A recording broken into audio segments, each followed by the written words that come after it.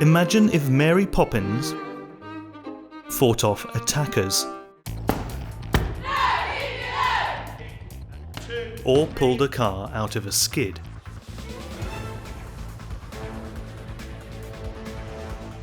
These are just two of the skills taught at the UK's prestigious Norland College, which has been training elite nannies for over a century.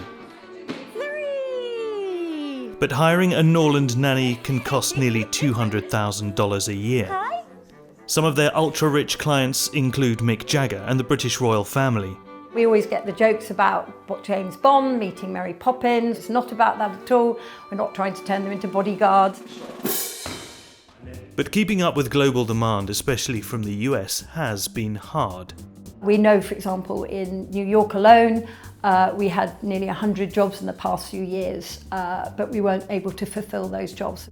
To help address that need, the class of 2026 will graduate nannies from the US for the first time. But each year, Norland accepts only about 100 new students into its 4-year programme, which makes nabbing one of these highly skilled nannies quite rare. So what does it take to be a Norland nanny? And is hiring one worth the cost? Wind the bobbin up, pull, pull, pull. Oh, the chaos has begun. The chaos has begun. Meet Roxanne, a second-year student from New Orleans. Abracadabra. She's in a temporary chaperoned placement with these triplets for 6 weeks. This is the first time Norland has allowed the filming of one of its students on a placement. The parents asked that we hide the babies' identities.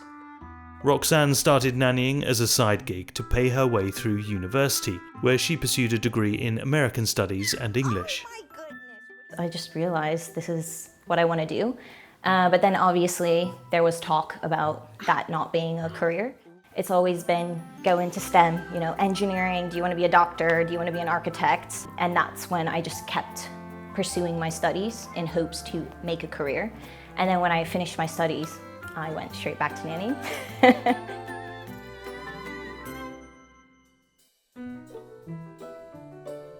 One misconception families often have is that nannies are just glorified babysitters. But peek inside any class at Norland and you'll see a break from that stereotype. We're trying to raise their awareness, give them that sort of additional insight and perspective that will help to ensure that they can maximise the care and safety of the children they look after. Although Norland is respected and well known here in the UK, third-year student Emma from Salt Lake City struggled to explain the school to her family. They were like, what is this? What do you mean you're going to go abroad to be a nanny? That's not... You're never going to make money. In the US, nanny salaries vary widely, but ZipRecruiter reports an annual average of about $49,000. Meanwhile, the average salary of a Norlander who works overseas is a little over $101,000.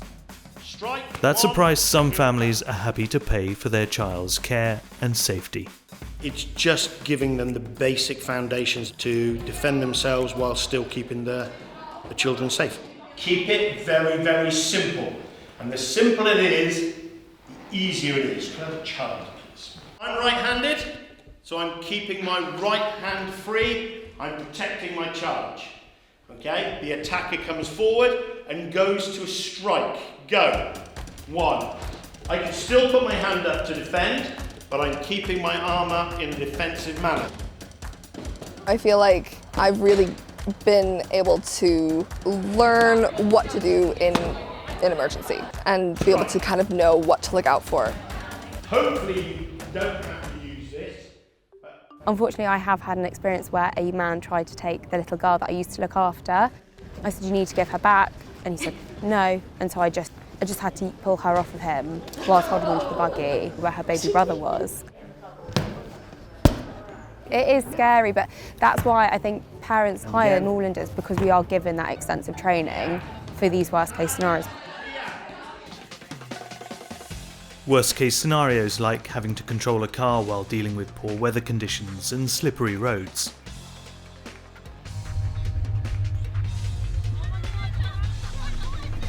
Students learn advanced driving manoeuvres in their third year.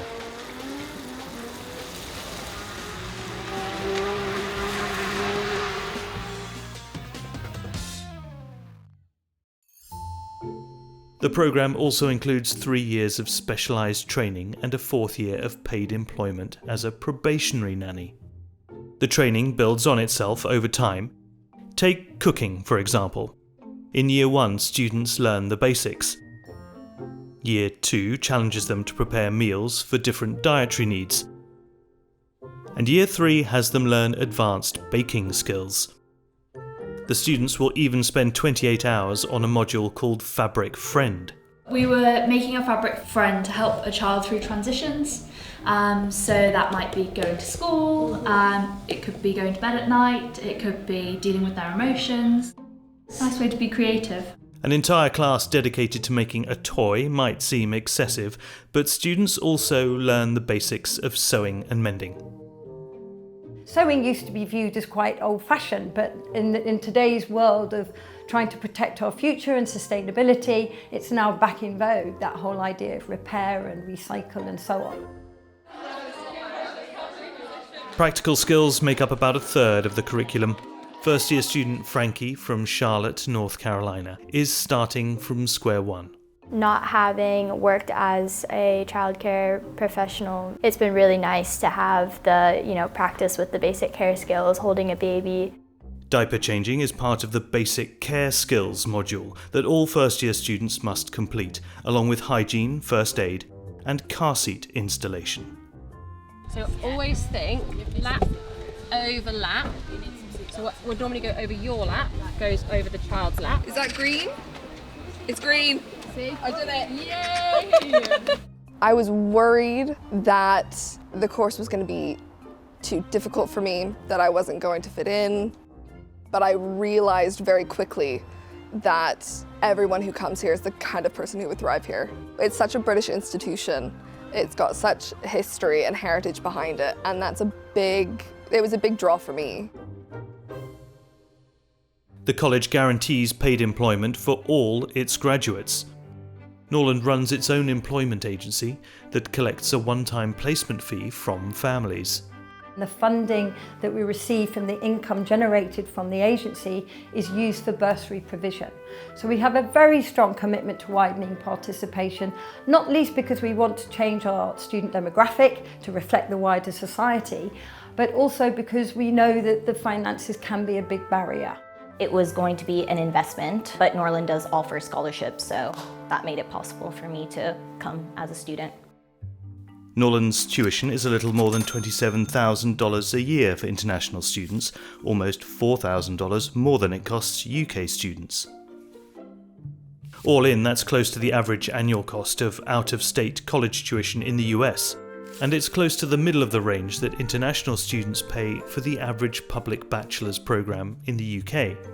One unique expense is the near $1,300 every student shells out for the classic Norland uniform.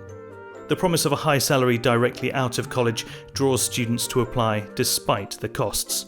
Within 5 years of graduating, our students who have invested less money than perhaps a doctor might have done are already earning higher than a doctor's salary. Fresh out of medical school, doctors in the UK can expect a basic salary of about $52,000 to $59,000. Meanwhile, Norlanders can earn almost $75,000 right after graduation. And after a decade of experience, salaries for overseas placements can exceed $170,000, the school says. When I looked at the curriculum, it was exactly up my alley. That's why I think Norland is so transformative, because they've taken this concept of what used to be the help and turned it into an expertise. Norland's reputation is well over 100 years in the making. It's lovely to see how some of the core values and core traditions have remained, but not necessarily everything. The school was established in 1892 by infant teacher Emily Ward. She created the world's first childcare training institute in essence, because she saw all the way back in the Victorian times how important it was to have adults who were supporting young children. These black books contain an account of every student who studied at Norland. in 1892, there wouldn't be any male names here, but now we have male names, non-binary names entered into our books today. We're working very hard to try and challenge the stereotype around the Norland nanny. Even the uniform, which some consider old-fashioned, has evolved.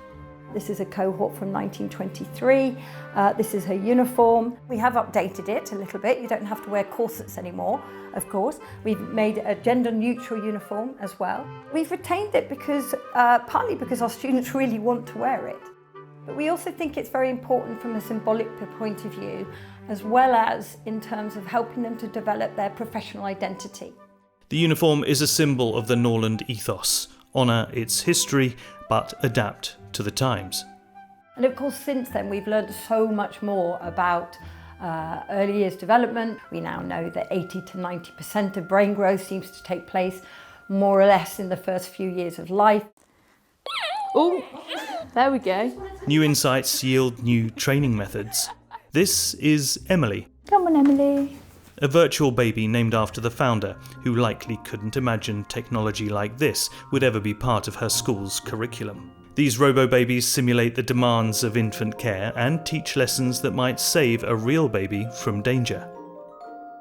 So the sensor in the neck measures whether you let the baby's head go. So for example, I wouldn't do this with a normal child, but if we were to stimulate a response from Emily.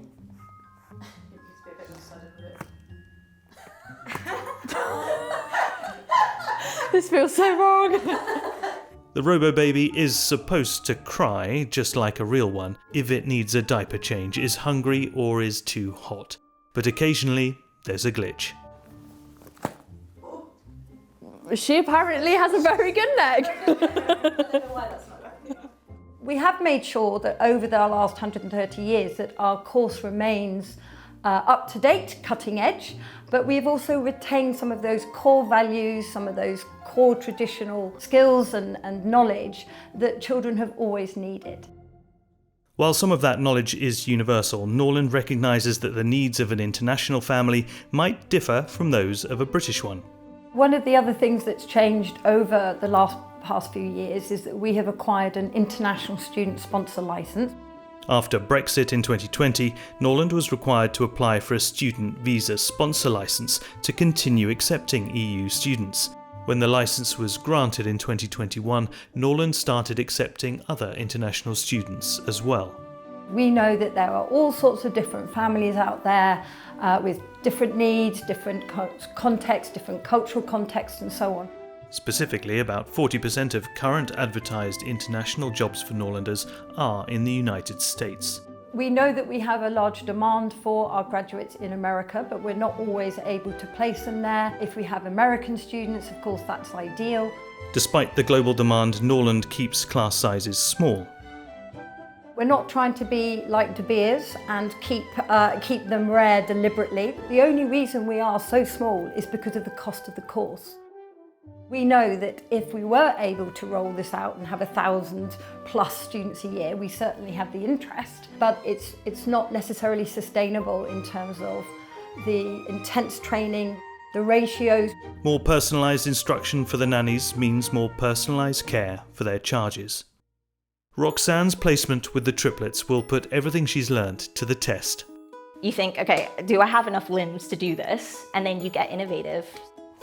Invention is ready. To rein in the chaos, Roxanne uses a childcare principle called attunement. So really being connected to the child, really understanding their needs, not just from a basic level, but an emotional level. And I think that has definitely been what's been so helpful in these challenging moments. And even just looking them in the eyes can calm them sometimes. Good job. Well done, you. You try to be organized, but then you have a million trillion other jobs that you literally have to do. And then you're like, oh, this, and then I have to do that. You have to have that spontaneity. I'm equipped to be able to advise people. I know what's happening neurologically. I know developmentally what's happening with that child. And it's science. It is science. And I think that's where it's something profound, and actually I feel proud. And I'm like, yeah, you know, I'm gonna be a Norland nanny.